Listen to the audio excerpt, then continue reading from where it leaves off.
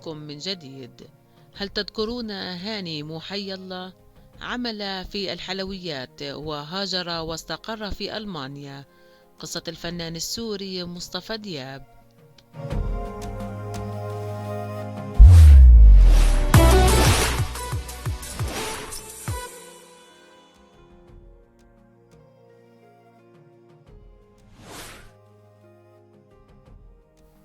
مصطفى دياب هو فنان سوري شهير، حقق شهرته الواسعة من عمله مع الفنانة القديرة سامية الجزائري في مسلسل عائلة 7 نجوم عام 1997، حيث جسد شخصية هاني صاحب عبارة أنا هاني محي الله.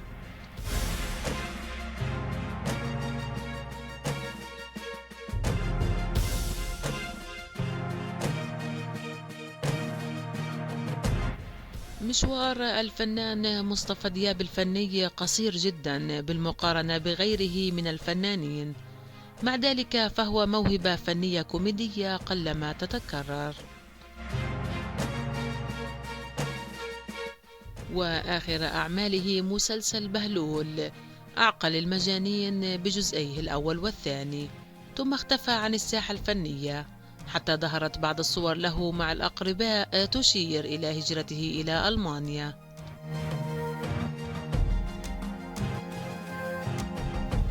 لا يعرف الكثير عن حياة دياب حاليا، آخر ما عرف عنه أنه يتعلم اللغة الألمانية ولا يريد الظهور إعلاميا أو العودة للتمثيل مرة أخرى.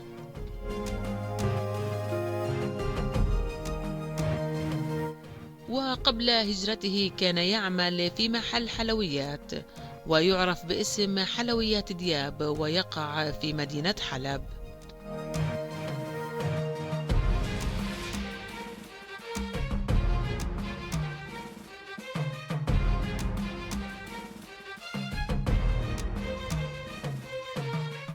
ولد الفنان مصطفى دياب في 28 من أغسطس عام 1969 في مدينة حلب السورية، لعائلة تعمل في صناعة وبيع الحلويات الحلبية الفاخرة، وتمتلك محلات دياب للحلويات.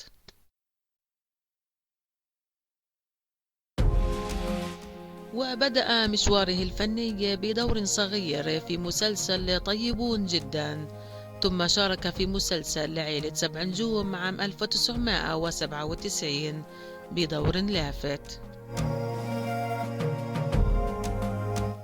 حيث أدى شخصية الشاب المدلل هاني الذي يردد باستمرار أنا هاني محي الله.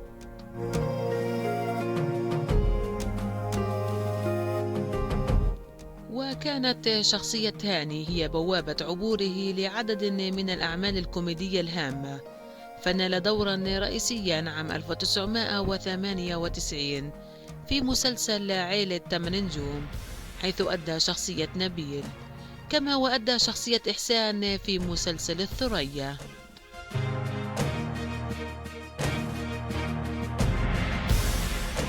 شارك الفنان مصطفى دياب في مسلسل شو حكينا عام 2001، وفي نفس العام شارك في مسلسل 2 في 2 وعش المجانين، وجسد دور بكري.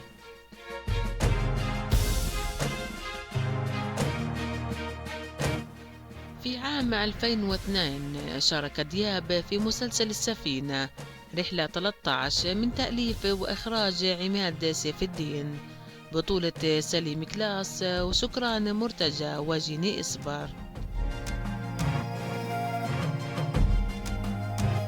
وفي عام 2003 شارك دياب في مسلسل حكاية من ظرفاء، ولكن في عام 2004 شارك في مسلسل مرزوق على جميع الجبهات للمخرج هشام شربتجي.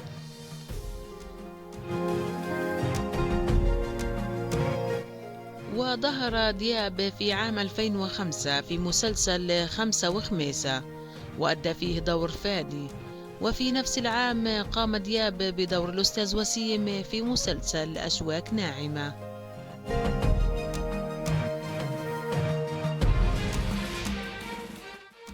وفي عامي 2007 و2008 شارك دياب في مسلسل بهلول عقل المجانين بجزئيه الأول والثاني.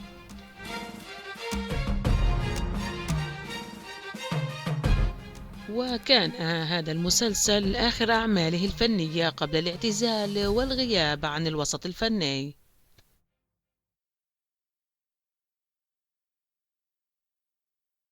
وفي عام 2014 ظهر الفنان مصطفى دياب في صورة على موقع فيسبوك مع المخرج والممثل جوان عبده الذي زاره في محل الحلويات الذي يمتلكه في حلب.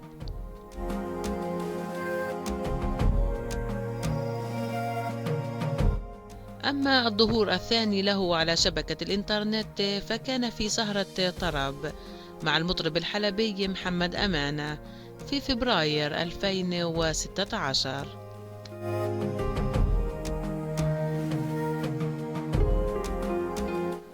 وفي العام التالي لحقته شائعة الوفاة، لكن أحد أقربائه صرح أنه على قيد الحياة ومستقر في ألمانيا.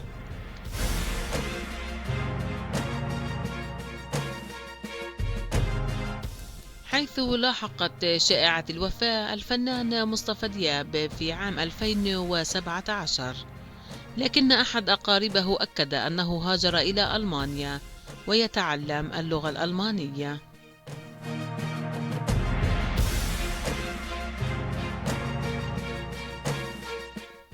ولا يفكر بالعودة إلى سوريا أو الفن، كما ورفض أن يدلي بأي تصريحات لأي موقع أو جهة إعلامية.